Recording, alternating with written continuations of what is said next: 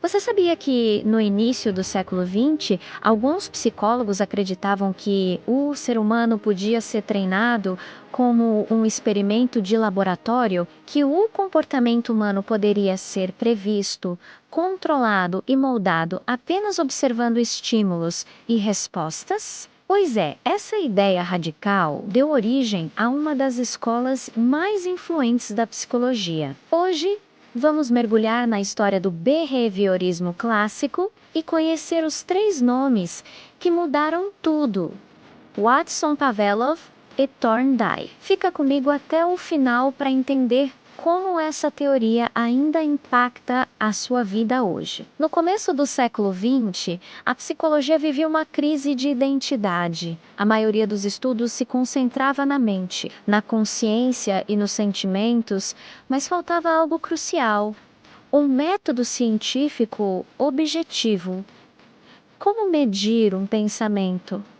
Como observar uma emoção? Era muita teoria e pouca evidência concreta. Ao mesmo tempo, o mundo estava fascinado pelo positivismo, uma corrente filosófica que valorizava a ciência baseada em fatos, observação e controle. Era o cenário perfeito para uma revolução.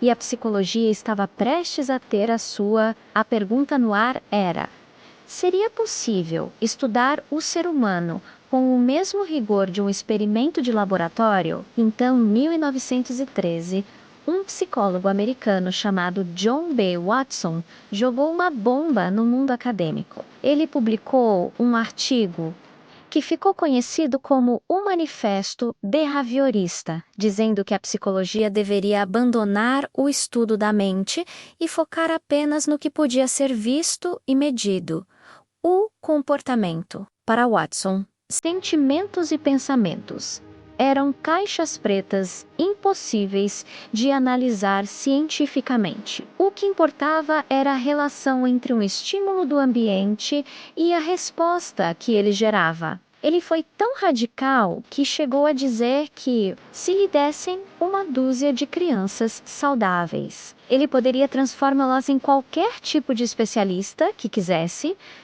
de médico a ladrão, apenas controlando o ambiente delas. Uma ideia polêmica, mas que mudou o jogo. Enquanto Watson agitava os Estados Unidos, do outro lado do mundo, um fisiologista russo já tinha feito uma descoberta que daria a base para tudo isso. Quase sem querer, Ivan Pavlov estava estudando a digestão em cães quando notou algo estranho. Os cães começavam a salivar não apenas quando viam a comida, mas também quando ouviam os passos do assistente que a trazia ou o som de um sino que tocava antes. Pavlov percebeu que os cães estavam associando um estímulo neutro, como o som, a um estímulo natural, a comida. Ele chamou isso de condicionamento clássico. Pavlov provou que a aprendizagem pode acontecer por simples associação, de forma automática e involuntária.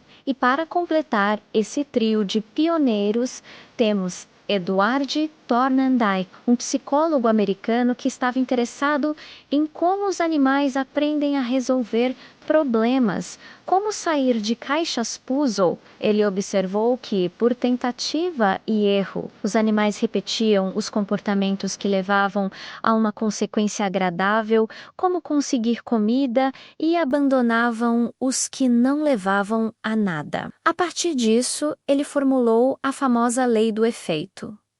Todo comportamento seguido por uma recompensa tende a ser repetido. Basicamente, Thorndike nos deu o princípio do reforço, mostrando que as consequências das nossas ações moldam o que faremos no futuro.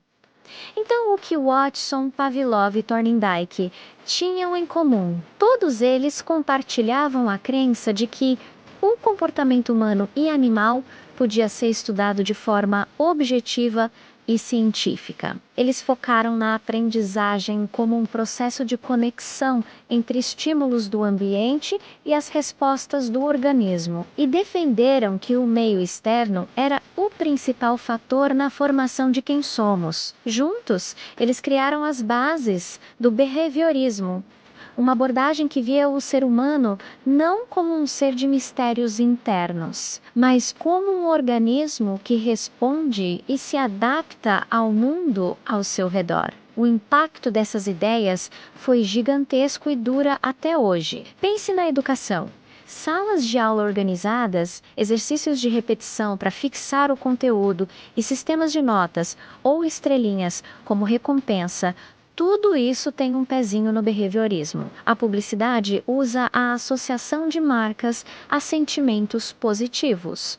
Uma ideia vinda direto de Pavlov. Terapias, treinamento de animais e até práticas de gestão em empresas foram influenciadas por esses conceitos. Embora hoje seja muito criticado por simplificar demais a complexidade humana, não dá para negar que o behaviorismo nos forçou a sermos mais rigorosos e científicos no estudo da mente. E aí, o que você acha? Será que somos apenas um produto do nosso ambiente e dos nossos condicionamentos, ou existe algo mais? Deixe a sua opinião aqui nos comentários. Se você curtiu essa viagem pela história da psicologia, não esquece de deixar o seu like, se inscrever no canal para não perder os próximos vídeos e compartilhar com aquele amigo que adora entender o porquê das coisas. Muito obrigado por assistir e até a próxima!